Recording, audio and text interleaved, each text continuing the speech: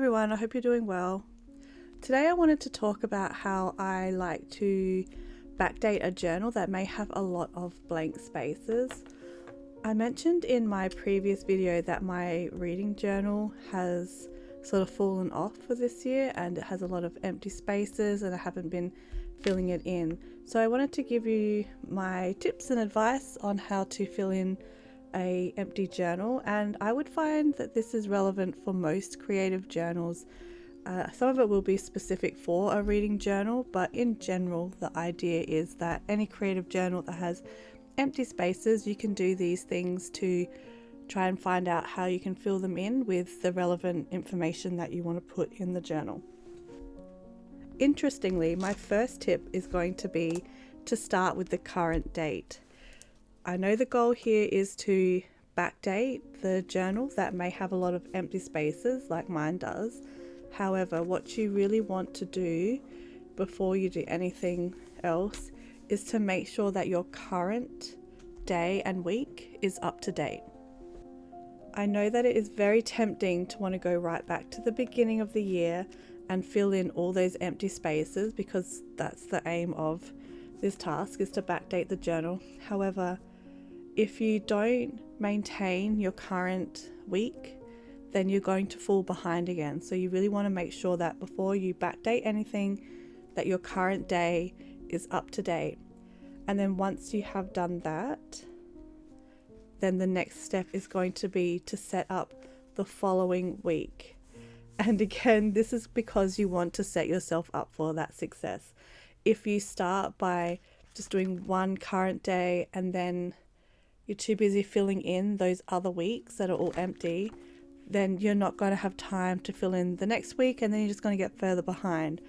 So I have already done some little decorations for the current week, and I have it a little bit empty at the moment. We're only on the first half of the week, so I've still got time to fill in.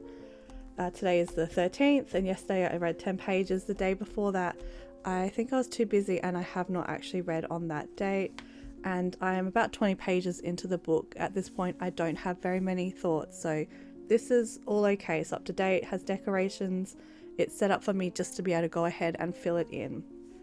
The next week you really want to be just doing the same thing. You just want to lay down a few decorations if that's what you're doing with your journal. I just assumed with a creative journal that you were adding a little bit of decoration, and that can be any way that you like.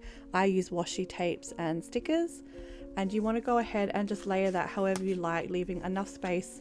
For example, how I always like to leave enough space to write in the days and the amounts that I read, and just a little bit of space for any notes about the book, and then potentially, hopefully if I finish it this week, a little bit of a review. I'll go ahead and do the same thing for this page.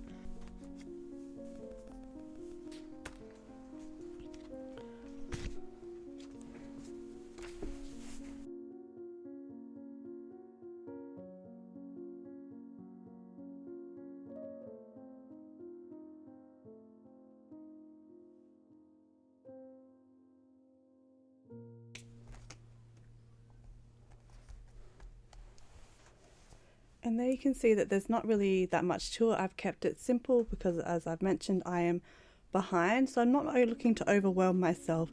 I've just got a few little decorations, and I've kept the space where I can fill in any of the details about my reading. Now that you have made sure that your current week and your next week is up to date with a little bit of decoration, so that you can set yourself up to fill those in without any sort of barriers. You don't want to find that you've only got a few minutes to sit down and fill out your journal, but it's not decorated. So we've done that. The next thing that you want to backdate is the most recent week that has just finished. Now, I've just done this recently to show as an example that I've filled in as much as I can, but there is still space to come back at another time and fill in some more detail. But I knew that I had just finished reading this book before the coffee gets cold, and I had a few notes about them because I was starting to get back into my note taking, and I take notes on my phone at the end of the day. So I'm usually in bed reading, and then once I'm done reading, I just grab my phone and note down where I've gotten to in my book. And that's what I have used for this. So it's still not 100%, but it's better than the blanks that have been happening. And then as I went further back to collect information about what I had read, I used other parts of my phone. I would go into my photos and I would search for the word book or books, and then that can show me photos that I might have taken to send to people if I was interested in giving a sort of recommendation for them for that book, and or maybe I was just really enjoying it and I wanted to share with them that I was reading it. That can give me a date on when I might have been reading the book for the photo. I also look at text messages, and I also look at Messenger and see where I might have mentioned a book to someone. Again, usually I'm just sort of recommending or saying that I'm really enjoying a book, but again, it can give me some dates. And before I sat down to fill in the journal, I went to all these places and I kind of got like a scrap piece of paper and made just a little bit of a general timeline of when I thought I had started and finished and had read some of these books. And I mean, that's just a messy guide. And then I also went on to my Goodreads. I've been trialing a few other apps at the moment as well. I'm on Storygraph, Pagebound and PagePact, and I'm sort of trialing them all. So I had to sort of go across all the platforms to see if I had entered any information in there as well that I could use. And I just kind of cobbled all these things from, you know, the messages and the photos and like the online stuff and what I've got in my phone.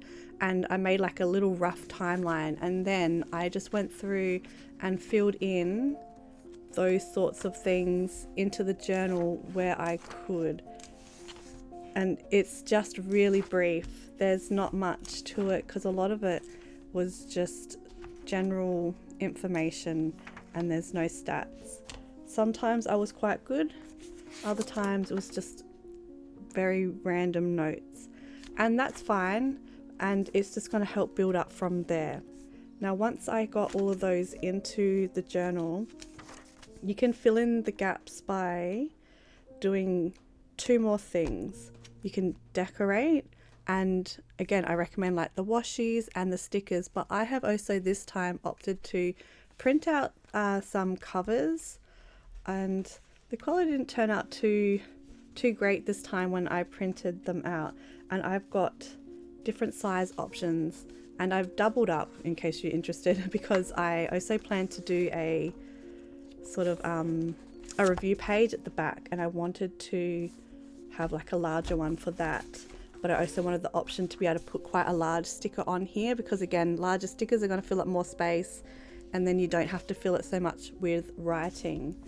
And I plan to cut out some of these, place them on the pages near about where I thought I read them, and then just fill in my thoughts, because sometimes I completely forget when I have read a book, but usually once it kind of jogs in my memory, I can sort of cobble together some sort of thoughts and feelings about the book, and that's going to fill in these spaces here. The other thing that I would do besides just decoration, and when it comes to the text part, when you want to write, you can do your own thoughts. However, I, for example, read Whispering Rooms at the beginning of February, sometime this week, and this is by Marie Kondo and Genki Kawamura, and I obviously read a lot of Marie Kondo books. I reread her books a lot, and because it's a non-fiction, I highlighted a lot. So for example, I'm going to do a page for this so you can see kind of an example of how I would sort of cobble together the pictures and my thoughts and just put together a little bit of a spread about that particular book, as I would if I was trying to backdate, because these ones turn out a little bit different than the pages that I fill in as I go along, and they both turn out fine. It's a different style of journaling. So I'm going to fill in this one now and you can see how that goes.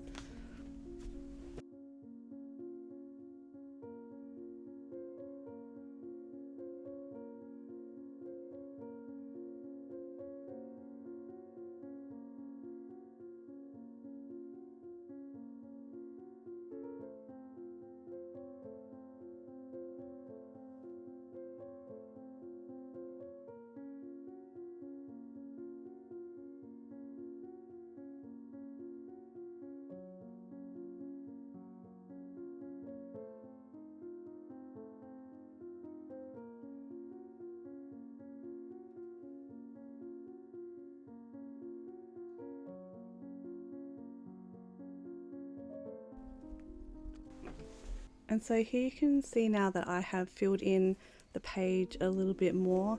I might even come back again sometime and fill in just a little bit more information, because at the minute I have done a little bit of decoration, and in this situation I have chosen blue specifically because the book cover had blue on it. Now normally I would sort of just decorate however I feel and not sort of do a theme, but because I'm backdating this one, it allowed me to match up to the book cover nicely. And what I have done here is use the book cover to fill in some space. I've done a bit of a heading again to fill in space because I don't have a lot to say myself about the book, and I might still come back and write a little bit more of a review and like personalize it slightly. But at the moment what I have done here is exported the annotations and highlights that I made about the book when I was reading it, so I can see which ones sort of spoke to me, like parts of the book that was, you know, something that I resonated with when I read it. And I have just put those 3 sort of around the page to fill in some more space. And I'm going to leave it like this because although it's not full, I have many pages to fill in, and you can't spend forever on this. It gets to the point where it's just too much. So I'm quite happy with how this one turned out, and I will just continue to do that with the other book covers and the other pages where I have got some sort of information for them. And there is going to be a lot of little blank squares and spaces because I have not been reading every day or as much as I usually did, and that's okay, but I do want to fill in where I can. So again, I did quotes and I used book covers and decorations to fill in to backdate, and I collected all that just from different places around on my phone or maybe scraps of paper that I made notes on. And that's how I mostly backdate my journals. I just collect the information from other places and just see how I can go. And if I want to sort of say, you can do this again with your other creative journals, like maybe a memory keeper. Again, your phone photos are a great place. You can just print them off and fill in some space that way. Or you can, again, go through your like phone chats and history, and you can see what you said to people, and you can be like, that's right, I did this on that day, and things like that. And it really is helpful for filling in the journal and like sort of collecting all of that information into one place. I hope you found this to be useful, and I hope that you don't have too much to backdate in your journals, and I will talk to you in the next one. Bye.